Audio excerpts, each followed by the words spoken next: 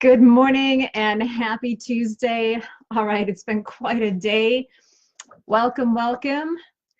Have you ever had one of those days where time is just flying by, or maybe it's an hour that's flying by? That was my world and what I just was dealing with, and it was exciting. And so I'm here though, and I'm really blessed to be able to invest some time with you this morning, and I've got something kind of cool I want to talk about. So, hey, how you doing, friend? Hey, Jim, how are you? How are you? Welcome, welcome. Thanks for being with us today. This is going to be a fun little episode of Trailblazing TV. So, hey, Joe, how are you doing, my friend? So, gentlemen, I'd love to find out where you at. This is just the nosy me wanting to get to know you a little bit more. So, if you have an opportunity, please put in your comment for us. Let me know where you're tuning in from today. I'm out here in North San Diego area, and it looks like we're going to have a gorgeous day today. So, give me 3, 2, 1. I'm prepping something for us here. So this morning was interesting. I start my day kind of early, and I've been in the get it done mode, and so I just had a fantastic. Oh, from New Jersey. Okay, cool. Thanks, Jim. Toms River, New Jersey is one of the few states I have yet to go visit. Hey, Sean, welcome back. Welcome back. Thanks for being with us here today. So I've had the pleasure of traveling to 40 of the 50 states here in the United States, and it is on my to-do list to finish the remaining 10, go back and visit many more, and add to my international travels. So I want to make that start to happen definitely in 2019. So I am reading my savvy little dictionary, so bear with me one second. There's one thing I want to pull up for us all. I know we're going to have a few more people be online with us, and then we're going to hit the ground running for my topic today. There it is. All right, got it. Okay, cool. Got it. All right, so gentlemen, let's roll. So today was really exciting. Normally I try my best to always be right on time. So thanks for hanging with me. We're gonna keep this timely, and I'm gonna make sure I'm gonna end the Trailblazing TV segment at 10:30. I'll be back this afternoon at 3:30. We'll do a 3:30 to 4 segments. So what I wanted to talk about, and for those of you who are new here, what I'm on a mission to do is really help change how people approach and think about how they're doing business and their life. So I've adopted this namesake, this moniker. It's part of my brand about trailblazing. I've always been one of those people. I've always been one of those square pegs in the round hole. I don't ever quite fit in the norm.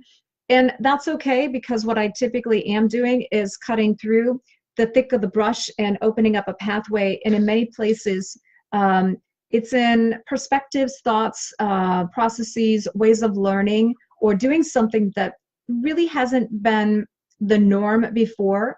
But when you apply some of the information that I share, for years, I seem to be able to help people achieve their goals in a shorter amount of time, faster. They're really fulfilled along the way. And so the space that I work in is in the element of helping businesses get business and make money. So for those of you that are new here, just a quick overview. I run a couple companies. One is a strategic marketing firm called Sweet Marketing Solutions. I keep saying this because we are getting closer to getting it done, but I do have a new website coming. I'm excited for it. I've been working on it for quite some time. But what we do here is I work with businesses that are typically over $2 million in revenue that want to easily double up their sales and growth on an annual basis. You know, doubling up is minimal. Let's go bigger. I have no problem. I'm quite visionary, being able to set up a comprehensive marketing plan that allows you to effectively scale, integrate new marketing that helps you reach your sales goals.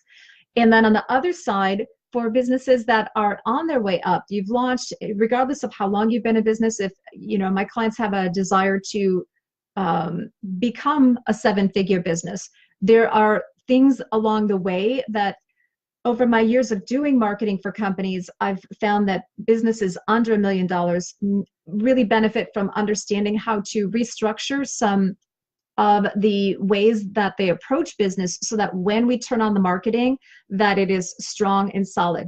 So what I'm going to talk about today, and I want to say hello. Hi, Carla. Hi, Steve. If you have an opportunity, let us know where you're hailing in from. So what we're going to talk about today is a very interesting subject. I seem to be, here in the United States, I know a lot of people are going to be thinking and recalling about 9/11. And I'm going to just kind of put the elephant in the room for a moment. I do remember where we were on 9/11. I was 7 months pregnant with my second child. I was 10, 11 days into a new 3-year lease on a business that I had been developing with my husband. We had been in business already for 7 years, but we had just stepped up a little bit further and leased a relatively large office for the company. And I remember that day very vividly because it was very profound, not just in what happened, hey Blaine, not just in what was going on, but there was a trickle-down effect, quite a hard trickle-down effect that created a ripple. And a couple weeks ago, I talked about, hey, Marlon, welcome back. I talked about be the ripple, start a ripple. Well, sometimes ripples and business influences show up that are not always positive and easy.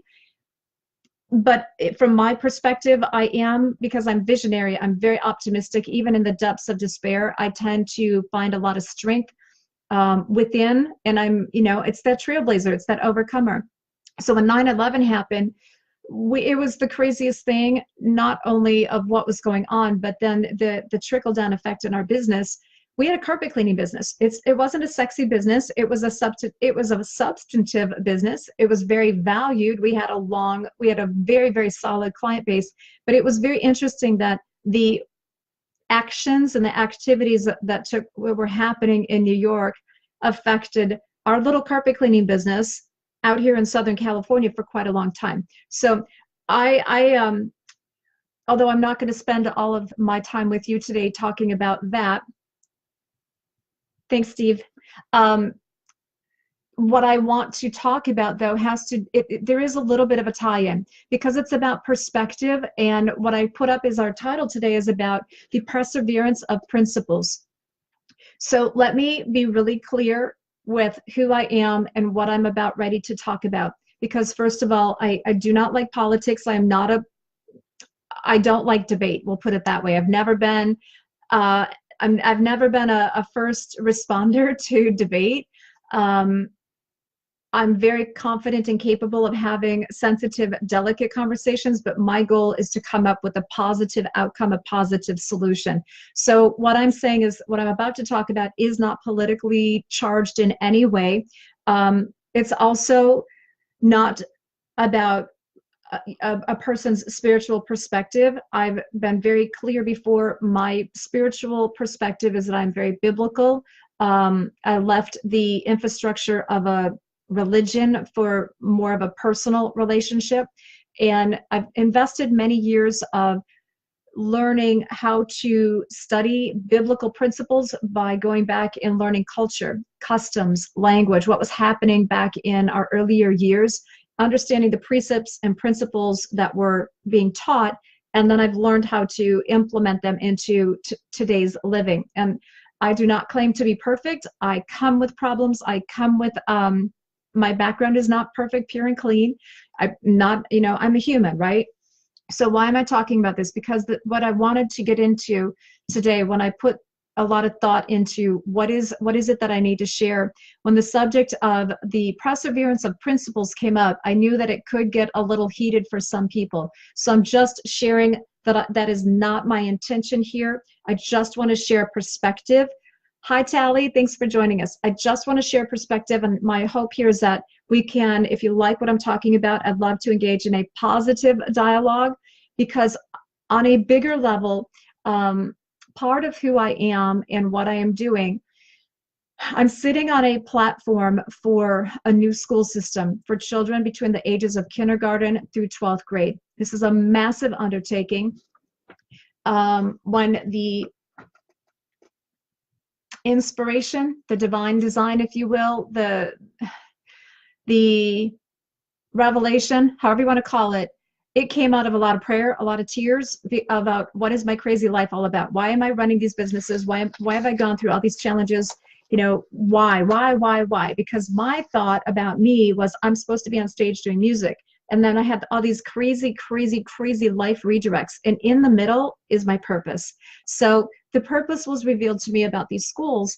And part of what I'm doing in preparation for revealing the platform of what this school model will be. I've kept it very, very deep under wraps for about 8 years. But part of what I'm doing now is educating businesses, adults, on how to build a better business, because my heart and my reason is that I really want to be able to lead. And again, the trailblazing a pathway of thinking. I want to help more businesses stay in business longer.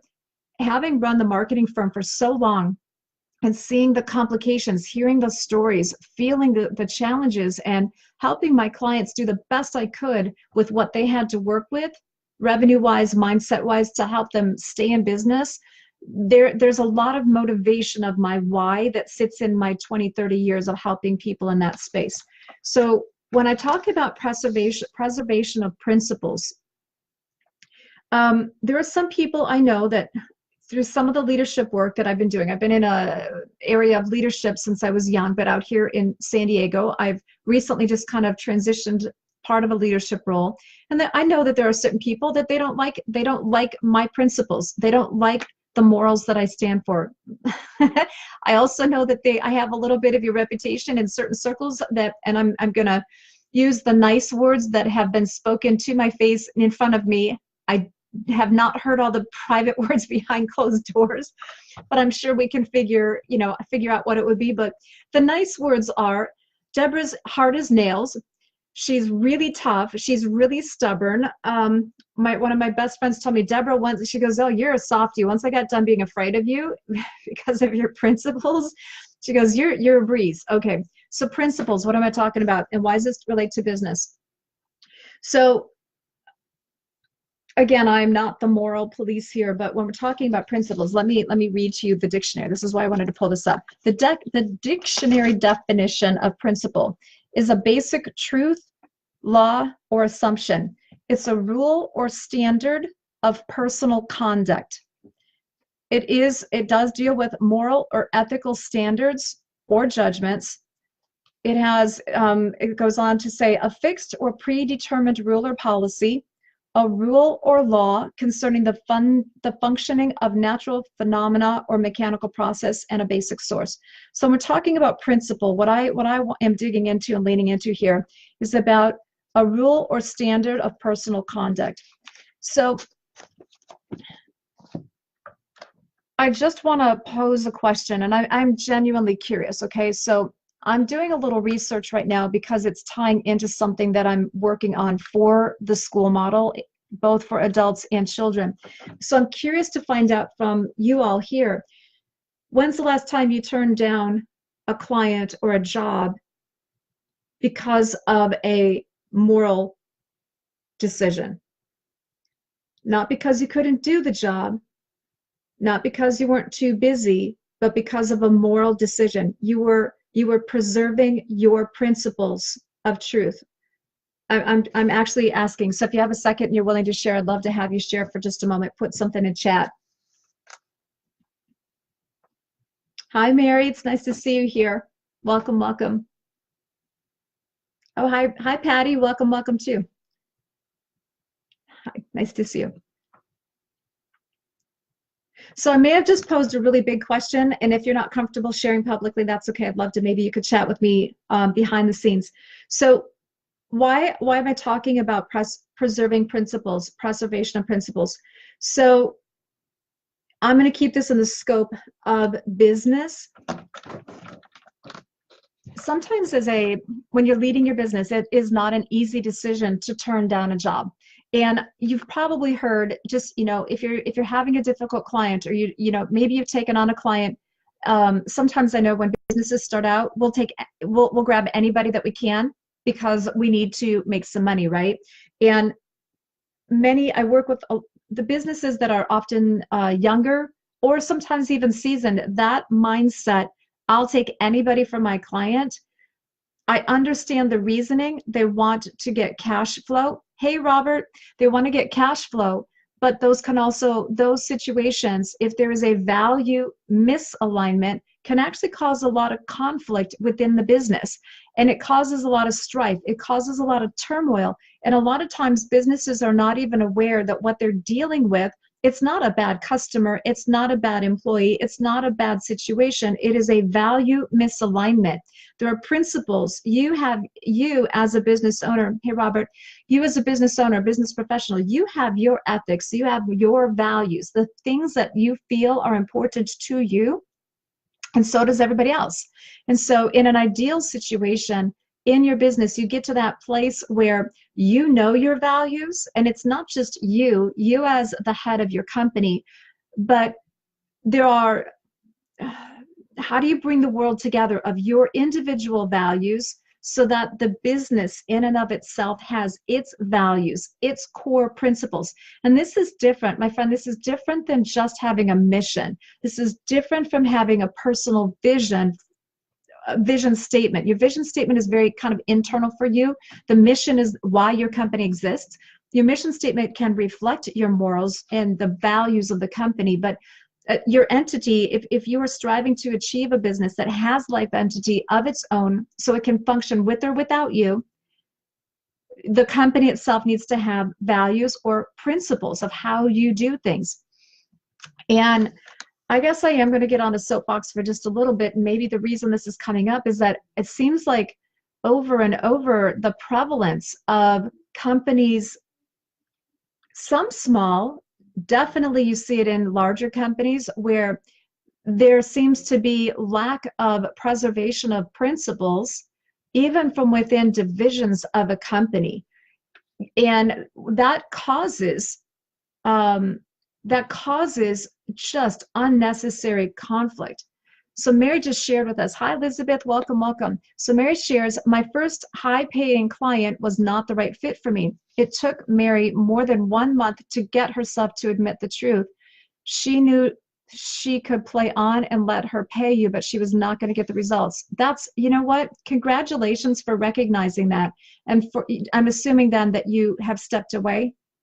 Hey, Julie, welcome, welcome. So I too, it's interesting. I don't take on everybody as a client for that very same reason. And it seems like the more seasoned in life I become, the more that this is becoming important, not just for me as a human being, but for me in my companies. And as I'm building my companies with new staff, new team, more people, it is super important for the integrity of the vision of the company, the mission of the company, the structural integrity of the company, to surround yourself with people that have values that are aligned.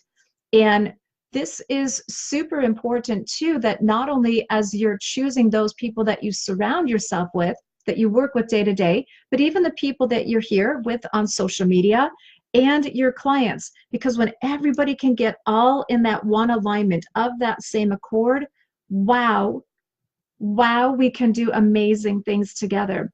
And Mary, yes, thank you so much. She asked her, oh, that's a very interesting perspective. Mary said she asked her client to decide to step up or be referred to someone else, and she took the referral. That is awesome. Hi, Chris. I had a situation just, I don't know, about a month ago. I had a situation that came my way where I could have taken on a client. I could have made a lot of money from it. And I just knew deep down inside I was not the right fit.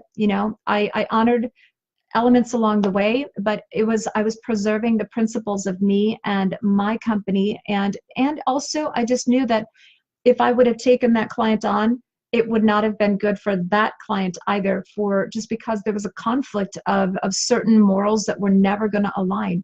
So, wow, we have Sahir from Amman, Jordan. I'm going to give you a reply with thanks. Thanks for being with us. So with that, I told you that I was going to hold I wanted to just kind of open a perspective. And I think what I'm going to do this afternoon, I'm going to invite you to come back and join in this afternoon. I want to dig a little deeper into this particular situation, in part because, one, I think that today is just an interesting day. A lot of people that you're going to know and that you're going to deal with are probably going to be having some distractions come up, at least here in the United States, because of recollections and issues that might still be some carryover from 9/11. And these two, although they're maybe far apart, they do actually kind of align. And I just encourage you in this space, let's pay it forward, sticking to good values and good morals. You know, my people, my village, okay, my village people, which I'm hoping that more of you will become more often. I'm really appreciating that you're willing to dedicate some of your time with me, and I really look forward to getting to know you more.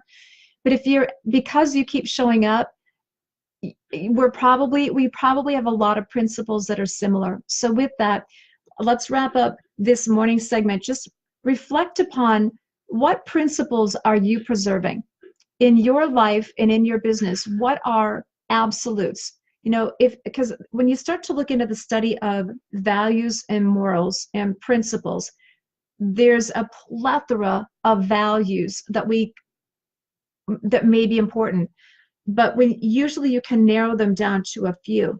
And for me, one of my values is that everything that I do, which sometimes people do not get this right away if they're just looking at the outside, but everything I do is not about me. It really is my heart. My motivation is to help other people be the best that they can be. I get reward by watching other people grow. So if I'm helping you, and if you're in a space where you have a problem, a situation, I'm quick at problem solving, I'm very visionary. So in the paying it forward, preserving principles, I would encourage you to pay attention to the people in your life today that might need a little bit of extra support getting through something emotional.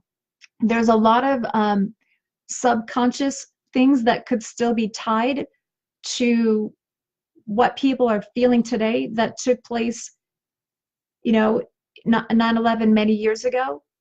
So just be a little bit more sensitive to that today, and ask your friends, ask your clients, ask your colleagues, how can I help? How can I help you? Are you doing okay? And just let them know that you care.